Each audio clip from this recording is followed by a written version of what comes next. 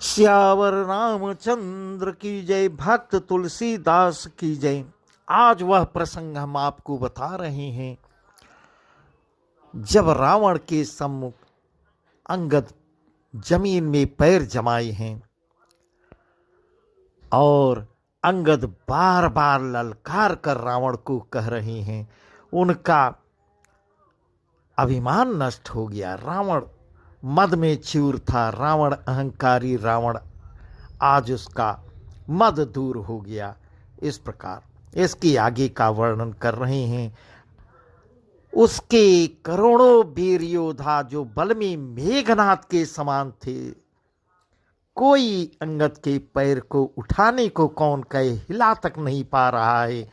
तब रावण स्वयं पैर उठाने के लिए आगे बढ़ता है। वही प्रसंग हम आपको विस्तार से सुना रहे हैं। कपिबल देख सकल ही हारे, उठाया आप कपि के परचारे। कपिबल देख सकल ही हारे, उठाया आप कपि के परचारे। गहत चरण कह बालिक मारा, मम पद गहे न तर उभारा। अंगद का बल देखकर सबके हृदय में हार मान लिए सब। तब अंगद के ललकारने पर स्वयं रावण उठता है। जब वह अंगद का चरण पकड़ने लगा तब बाल कुमार अंगद ने कहा, हे रावण, मेरा चरण पकड़ने से तेरा बचाव होने वाला नहीं है। इस प्रकार अंगद व्यंग बोलते हैं। गहसिन राम चरण सठ जाई, सुनत फिरा मन अति सकुचाई। भयउ तेज हत श्री सब गई, मध्य दिवस जिमि शशि सोहई। अरे मूर्ख, तू जाकर श्री रामचंद्र जी के चरण क्यों नहीं पकड़ता? यह सुनकर वह मन ही मन में बहुत ही सकुचाकर वापस होता है और बहुत ही अपमानित होता है। उसकी सारी श्री जाती रही। वह ऐसा तेजहीन हो गया जैसे मध्याह्न में चंद्रमा दिखाई देता है। इस प्रकार तुलसीदास जी कह रहे हैं। सिंहासन बैठे सिर नाये, मानव संपत्ति सकल गवाई। जगदात्मा प्राणपति रामा, तासु विमुख किमि लह विश्रामा। उमा राम के भृगुट बिलासा, हुई बेश पुनि पावई नासा। त्रिनते कुलिस कुलिस तृण करई, तासु दूत पन कहूँ की मिटरई। वह सिर नीचा करके सिंहासन पर जा बैठता है, मानो सारी संपत्ति गंवा कर बैठा हो। श्री रामचंद्र जी जगत भर की आत्मा और प्राणों के स्वामी हैं। उनसे विमुख रहने वाला शांति कैसे पा सकता है? यहाँ शिव जी कहते हैं, हे उमा, जिन श्री रामचंद्र जी के भ्रू विलास भौं के इशारे से विश्व उत्पन्न होता है और फिर नाश को प्राप्त होता है, ऐसा भगवान शिव पार्वती से कह रहे हैं। जो तृण को वज्र और वज्र को तृण बना देते हैं, अत्यंत निर्बल को महान प्रबल और अत्यंत महान को अत्यंत निर्बल कर देते हैं, उनके दूत का प्रण कहो कैसे टल सकता है? इस प्रकार भगवान शिव मां पार्वती से कह रहे हैं। पुनि कपि कही नीति विधि नाना, मानन ताहि कालु निराना। पुनि कपि कही नीति विधि नाना, मानन ताहि कालु निराना। रिपु मद मथि प्रभु सुजस सुनायो, यह कई चल बाल नृप जायो। हतौन खेत खिलाई खिलाई, तो ही अब ही का करऊ बढ़ाई। प्रथमई तासु तनय कपि मारा, सुनि रावण भयउ दुखारा। जातु धान अंगद पन देखी भय व्याकुल सब भय बिसेकी।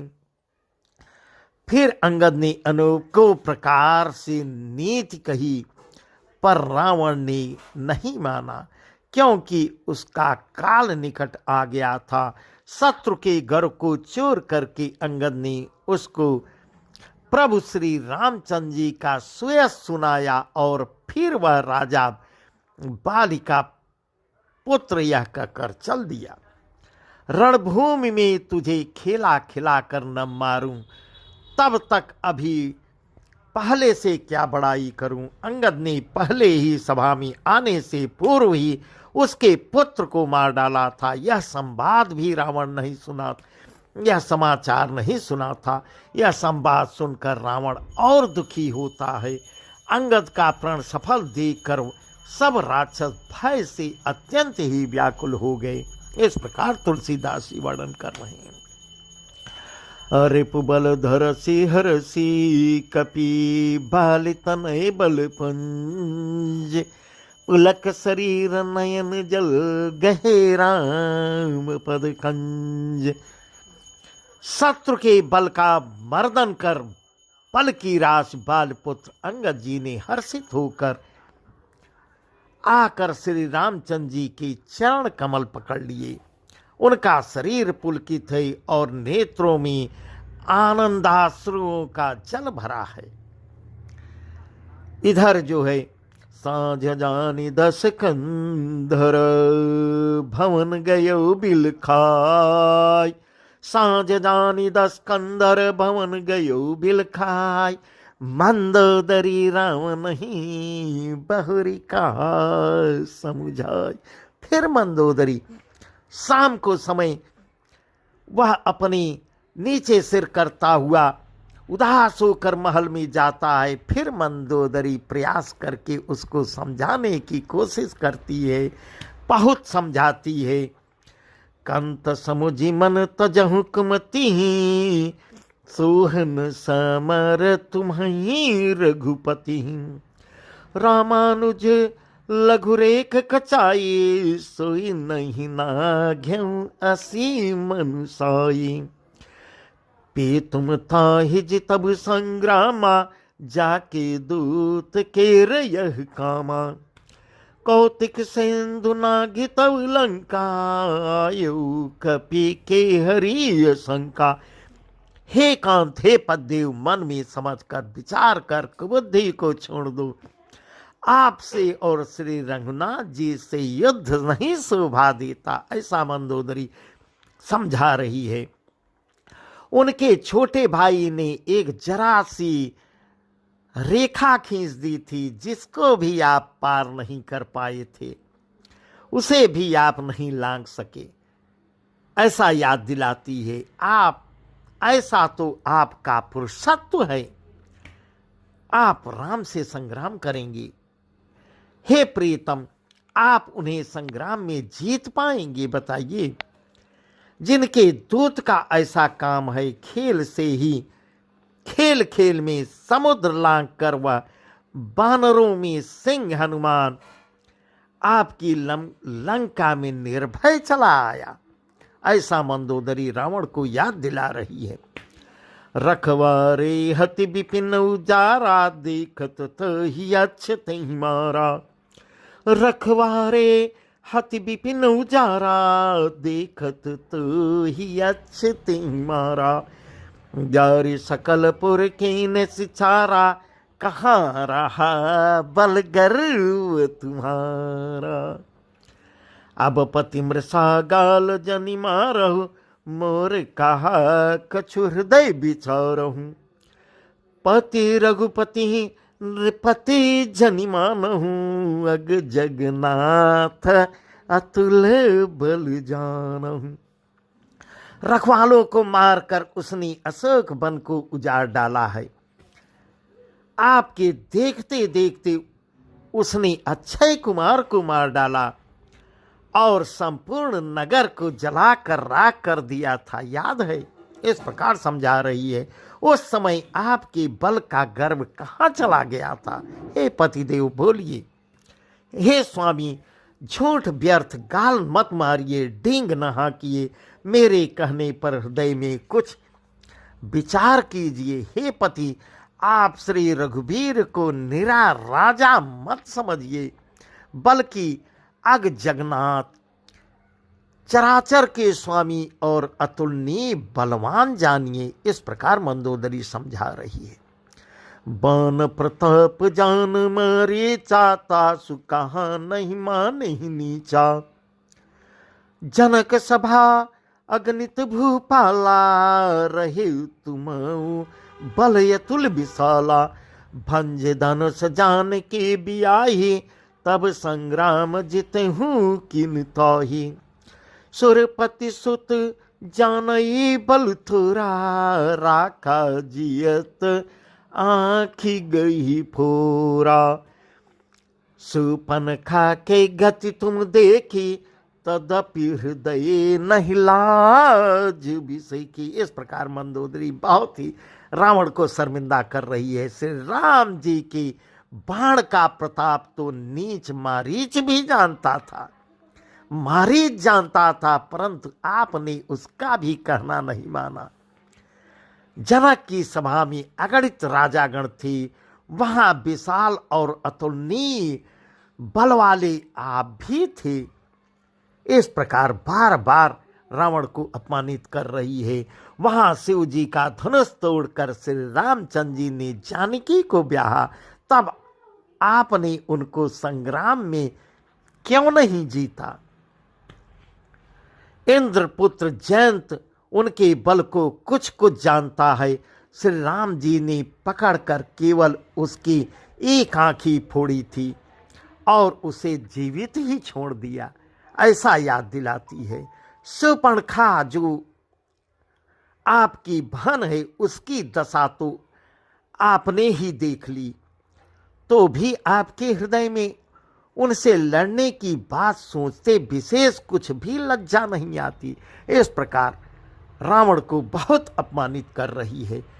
यदि विराध कर दूषणहि, लीला हत कबंध, बधि विराध कर दूषणहि, लीला हतो कबंध, बाल एक सर मार्यो, तही जानू 10 कंद। जिन्होंने विराध और खरदूषण को मारकर लीला ही लीला में कबंध को भी मार डाला, और जिन्होंने बाली को, इतने बड़े योद्धा बाली को एक ही बाण में मार डाला, हे 10 कंद, फिर भी आपकी आंख नहीं खुल रही है। आप उन्हें, उनके महत्व को समझिए, जरा सा तो सोचिए। इस प्रकार बार बार मंदोदरी समझाने का प्रयास कर रही है।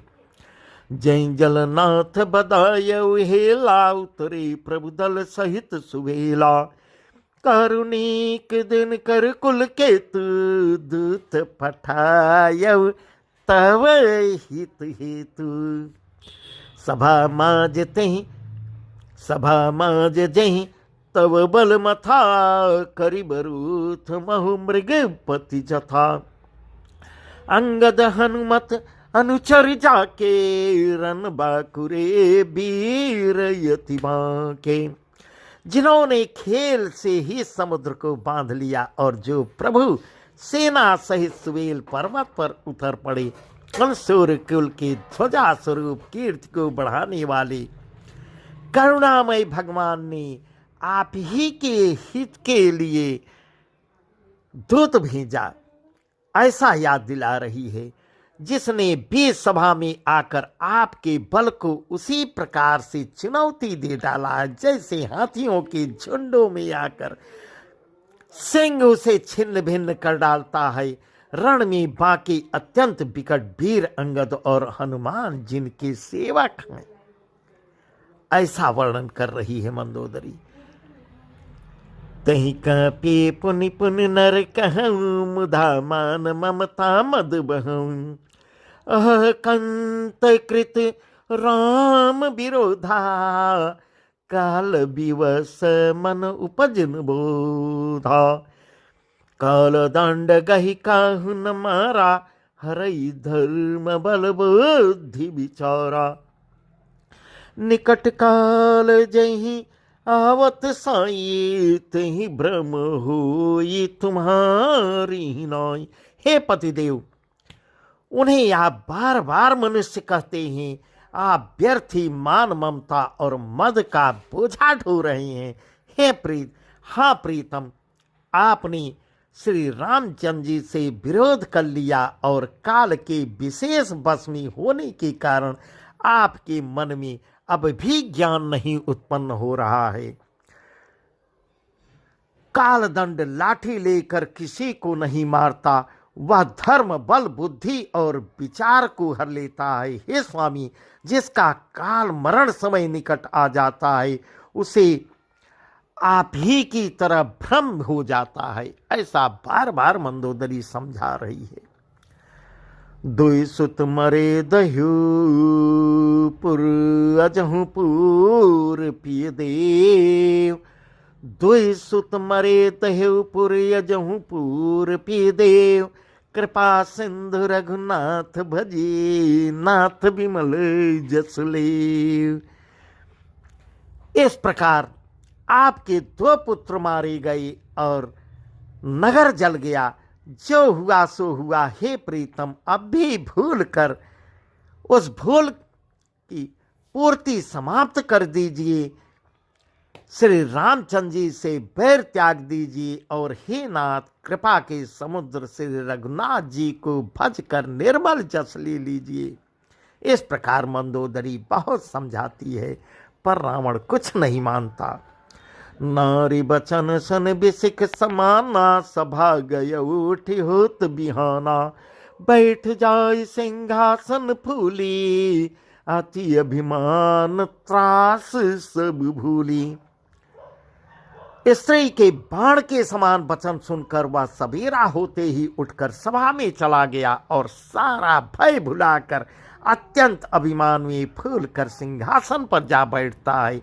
वह बहुत बड़ा अभिमानी है, कुछ भी नहीं मानने को तैयार है। इधर जो है, यहाँ राम अंगद ही बुलावा, या चरण पंकज सिरुनावा। अति आदर समीप बैठा रे, बोले बिहसे कृपाल खरारी। यहाँ सुबेल पर्वत पर श्री रामचंद्र जी ने अंगद को बुलाया।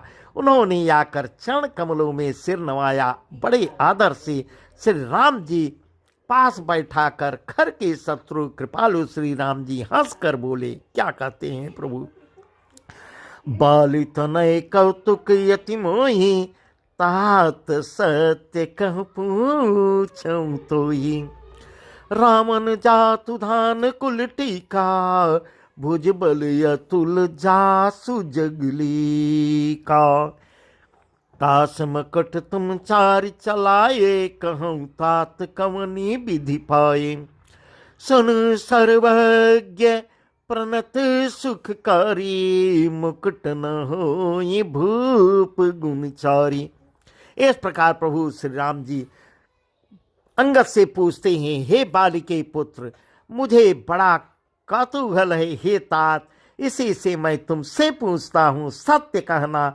जो रावण राक्षसों के कल का तिलक है और जिसकी अतुलनीय बाहुबल की जगत भर में प्रशंसा होती है, जगत भर में उसकी धाक है, उसके 4 मुकुट तुमने फेंके। हे तात, बताओ तुमने उनको किस प्रकार से पाया है? अंगद, मुझे बताओ। अंगद ने कहा, हे सर्वज्ञ, हे शिरोमणि, हे शरणागत को सुख देने वाले, सुनिए प्रभु, वे मुकुट नहीं हैं, वे तो राजा के 4 गुण हैं। इस प्रकार अंगद प्रभु को बताते हैं। सामदान अरुदंड विभेदान पूर बसहि नाथ कहबेदा। सामदान अरुदंड विभेदान पूर बसहि नाथ कहबेदा। नीति धर्म के वचन, नीति धर्म के चरण सुहाए, यस ये जान नाथ पहियाए। हे नाथ, वेद यह कहते हैं, साम दान दंड और भेद ये 4 राजा के हृदय में बसते हैं। ये नीति धर्म के 4 सुंदर चरण हैं, किंतु रावण में धर्म का अभाव हो गया है। ऐसा जी में जानकर ये नाथ के पास वापस आ गए। धर्म भी उसका साथ छोड़ दिया। इस प्रकार चारों जो है उसका साम दान दंड और भेद चारों उसका साथ छोड़ दिए और प्रभु के पास आ गए। धर्महीन प्रभु पद विमुख काल विवश दशीष, कहीं परिहर गुण आए सुनहु को सलाधीश। शेष रावण धर्महीन प्रभु के पद विमुख और काल के बस में है, इसलिए हे कौशल राज सुनिए, वे गुण रावण को छोड़कर आपके पास वापस आ जाते हैं। इस प्रकार अंगद वर्णन कर रहे हैं। परम चतुरता श्रवण सुनी बिहसे राम उदार, समाचार पुनि सब कहे गढ़ के बाली कुमार। सियावर रामचंद्र की जय। अंगद की परम चतुरता पूर्ण उक्ति कानों से सुनकर उदार श्री रामचंद्र जी हंसने लगे। फिर बालपुत्र अंगद ने लंका के सब समाचार प्रभु को बताते हैं। सियावर रामचंद्र की जय। उमापति महादेव की जय। पवन सुत हनुमान की जय। भक्त तुलसीदास की जय। आज का प्रसंग यहीं तक, आगे का प्रसंग कल को आपको बताएंगे।